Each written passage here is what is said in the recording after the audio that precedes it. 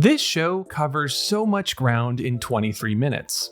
The Amane storyline slowed things down a bit, but here we were thrown right back into top gear. In just one episode, we teed up the next big cosplay event, delved into the world of a popular drama with its own unique style, ran through the technical specifications of the next cosplay, squeezed in a little bit of romance, had Gojo develop self-esteem, and still had time to get into the intricacies of fabrics.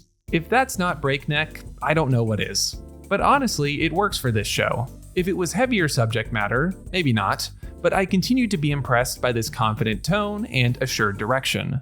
Let's talk about it. Welcome back to week 4 of Frame by Frame, the series where every week I make a video on each episode of these 4 shows, covering one big idea along with some smaller segments. I hope you'll subscribe to follow along for the rest of the season. I'd love to have you aboard.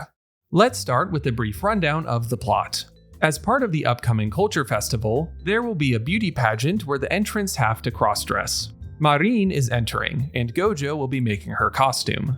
She will be cosplaying Rei from PrezHost, a popular drama. We get an extended sequence in the world of PrezHost detailing Rei's story. We walk with Gojo and Marine through the logistics of creating this cosplay. The one big issue is that Gojo needs to help with the Culture Festival beyond just costume design. Marine says she will make the cosplay herself, to take some of the load off of Gojo. Gojo goes to help with other things, but his classmates tell him just to work on the cosplay, encouraging him to speak up in the process. He runs to meet up with Marine, and the two shop for materials together. Next up is the shot, the scene from the episode that really caught my eye. Today, we have to talk about the scene inside the world of PrezHost.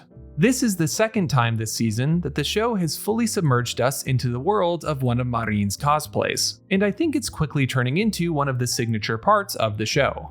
Season 1 also did this, but it grounded the scenes much more in the larger world. We would cut back to Gojo and Marine interacting with the media more. Here, the scenes in the shows have time to impart their own unique feel and style. Beyond an opening or closing shot of one of our characters watching it, they stand alone. My favorite part about them is how they ride the line between seriousness and parody so well. The abstract painted backgrounds, the flashbacks to a melodramatic past, the male suitors, it's kitsch by design and really funny for it. But it's all so well developed and intricately made that there's a lot to appreciate about it. This is not a cutaway, this is a show within a show, with its own style and tone. That's one of the cooler things that I've seen, and I love how much they've really gone for it this season. I hope we get a few more of these sprinkled through the other 2/3 of the episodes. Let's get into the main idea for today. I think my favorite part of today's episode was the continued expanding of the world in this show. After Amane's story, I was curious to see where we would go next. So much of Marine and Gojo's relationship has been about the two of them and cosplaying. This setup here with the Culture Festival provided a natural way to drag that relationship out into the open, and bring the story to a place where it can develop into a myriad of more interesting directions. Like the idea that 90% of their class doesn't know that Gojo and Marine are connected at all is kind of crazy. The benefit of this change is twofold. First, it becomes a natural entry point for all of these extra characters to become more interesting. Like just in the scene with Gojo trying to help with the Culture Festival, we got way more insight into who these people are and what makes them distinct from each other. They also help Gojo continue to grow and change, so it's like a 2-for-1 deal. The second reason expanding the world is so essential is that it provides way more opportunities to continue to grow Marine and Gojo's relationship. From a utilitarian perspective, it was nice to have an organic excuse for Marine to cosplay beyond her just wanting to. More than that, having others to poke and prod at her relationship with Gojo, I suspect will move things along in ways more interesting than they're two people who spend a lot of time together and like each other. I think Season 1 covered most of the ground there, honestly, so getting these new jumping off points will be refreshing.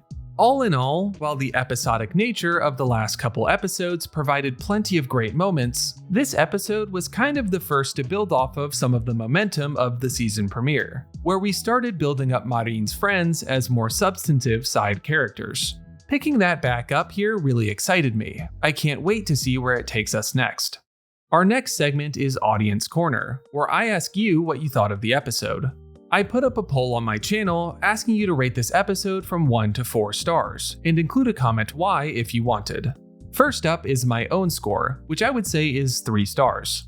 I really liked it, but as an episode mainly teeing up the next arc of events, I am hesitant to give it a 4.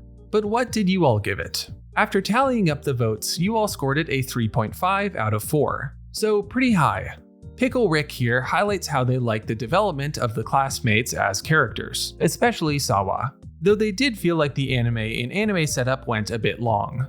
I went back and forth on this point a lot, but in the end got sucked in enough to PrezHost to appreciate it. As for the classmates, wholly agree. It's just nice to have some more characters. Silver Surfer points out the shot of the chalk dust falling, and can I just say, yes, I noticed it immediately when watching. Little details like that are just my favorite. Meticulous, but never unappreciated. Our last segment is my one big question looking ahead. For this one, I'm asking what the dressmaking process is going to look like for this cosplay.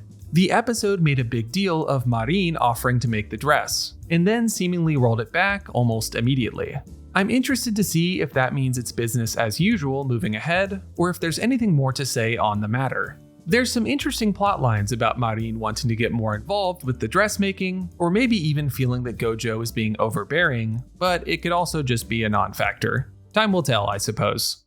And that's it. That's the second episode of week 4 of Frame by Frame. Stay tuned for next episode covering Rascal Does Not Dream of Santa Claus. If you missed any past episodes, I have playlists for all of these series on my channel. As always, liking and subscribing helps a lot and will keep you in the loop. I'm SlamAnime, and have a great rest of your day.